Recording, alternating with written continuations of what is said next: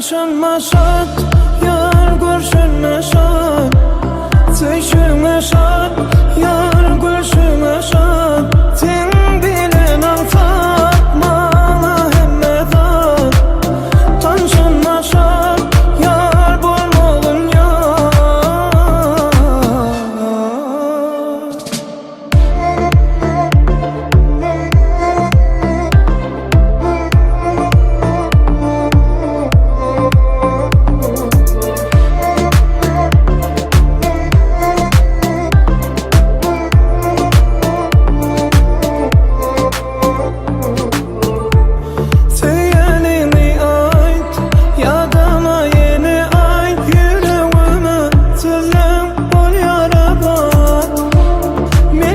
Yeter, gerek del başkaga. Senin varlığın bana en ulu bağ.